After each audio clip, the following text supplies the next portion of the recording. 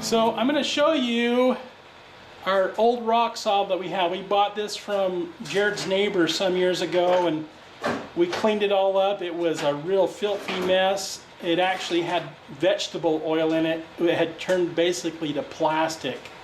And so we've taken and we cleaned it all up. We've repaired it. There's things that we've done to it. We've replaced the blades. We've done some work on the auto feed, and but it's a really nice old saw. And what kind of oil do we put in it, Jared? I've got hydraulic fluid in it. Oh yeah, we put hydraulic fluid in it, which is really good because it's not too smelly. Some people mix diesel fuel with their hydraulic fluid, but that just makes it really smelly. And the best would be mineral oil, but it's expensive to buy. Yeah, and hydraulic oil is really thin, tin weight oil, and so it works really good. But let me show you this old saw. So it's a pretty big saw. I think we got a 22-inch blade on it right now. Somebody took the internal parts of an old saw and they made a box. This is a stainless steel box that somebody welded up. And you can see the box isn't as deep. This is the well where all the oil goes. And then it's got 3 switches here. One that's a master switch, and then one's for the power feed, which is this little box right here, and then one's for the motor that runs the blade. So it's got this big top on it. It's got this big clamp on it. We replaced the jaws with some plywood. The jaws were getting worn out, so the plywood works really good. This plywood jaws right here, because it clamps onto and holds onto oily stone. And then we just have like a crimped diamond blade. It works really well in these kind of saws. You don't really need. We used to have a centered diamond blade, and it wore out pretty fast. These ones right here actually last longer, and they cut just as well, because you got a power feed that's going really slow. And it's got an old motor on there and a pulley, but yeah, it's probably, when the fellow we got it from, he was in his early 70s, and his dad used this. So this thing right here has got to be 60, 70 years old or more, and it just keeps going. So let's load up a rock, Jared. You got one that you picked out?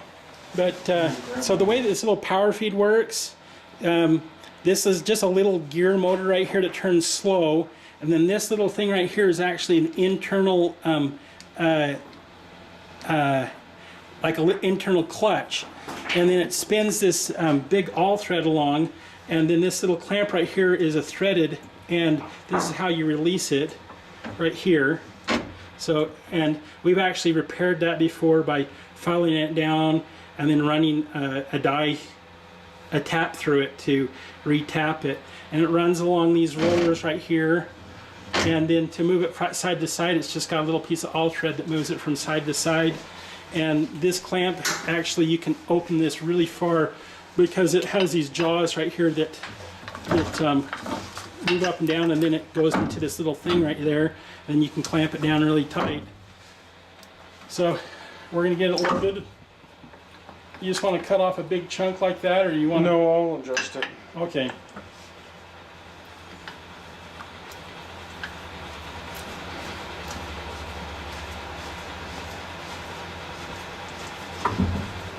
Oh, he's going to clamp it in, and then he's going to move it to the side. So that's one of the best. I haven't run this thing for about 3 years, so I kind of forgot how to use it, but I had it at my house for quite a while, and you want to make sure that's in really good, because if it slips loose, it can ruin that blade. Yeah, so yeah, that's true. When Jared, you can see he tightened that up really tight, and then he grabbed that rock and he yanked on it pretty hard to make sure that it wasn't going to come loose. And that's what you want. And so what he's going to do now is he's just going to move it over and move the table over, and that's the best way to do it. And the neat little thing about this thread right here is it's 16 feet per inch, and so every 16 turns moves it over 1 inch. So if you want to cut off a 1/2 inch slab, what you do is you measure over and you turn it 8 turns plus 2 more to take into account for the 1/8 inch cut that the blade will make. And So Jared's going to measure it there so he gets an idea of how much to take off that first one. If you want to take off a big piece, I can then use that end piece, Jared. I can use that end piece. That's what I was measuring here to see if we could get an inch or so out of that. Yeah, that'd be a good idea. That'd be a good idea. Yeah, that looks like a good cut right there. That looks like a good one. Yeah, yeah, cut it off right there. That'd be great. All right. All right, so we make sure that it just, you don't want it to start it touching the blade, you just want it to be maybe 1/4 of an inch away. All right, and then it's just got one master switch there that turns on the, all right. Okay, the saw got finished. Jared, let's open it up, take a look at it.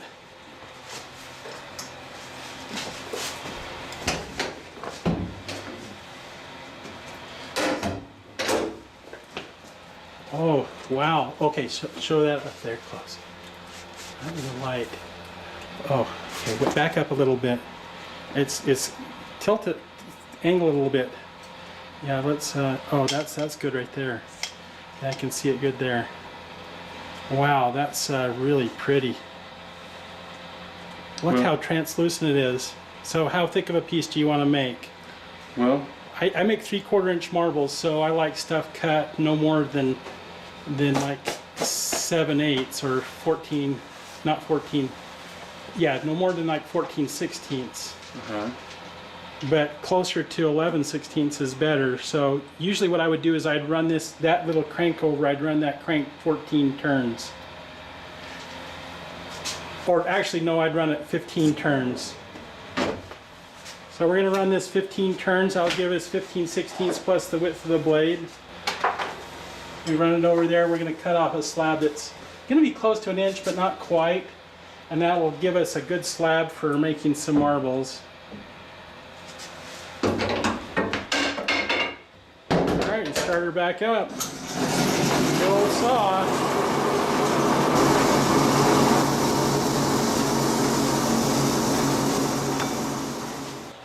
Okay, we just finished cutting a big slab off. We're going to open this up and take a look at it. So this is one of the largest pieces that we have.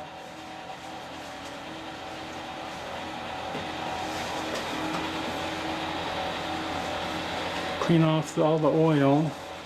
So here's that piece that we just cut off. You can see how big it is compared to Jared's hand.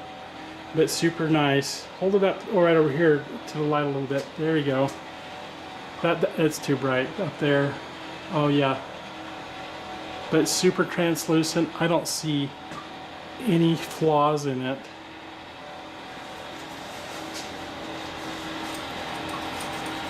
Oh, there's a flaw right there, right by my thumb. A crack that goes through there. But other than that, oh yeah, you can see the flaws in it now. There's a crack that goes through there, right there. But that's about it. There's a couple flaws, but you could probably get about 6 really good marble cubes out of this. Wow, super nice.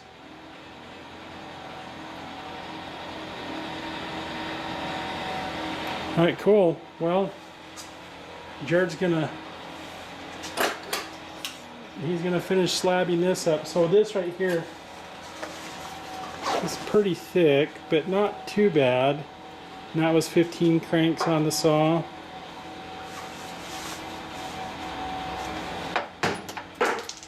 That's what I thought.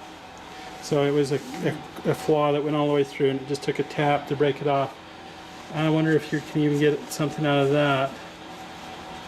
Maybe. It may have too many cracks in it, but you might be able to get a nice little 5/8 inch marble. 5/8 inch marbles is about as small as I make, and they're good for little shooters, little mibs. Or they're nice for jewelry. Will it crack on any more of these? No, those aren't cracks. Those are like the dendrites. Yeah, that's not a crack.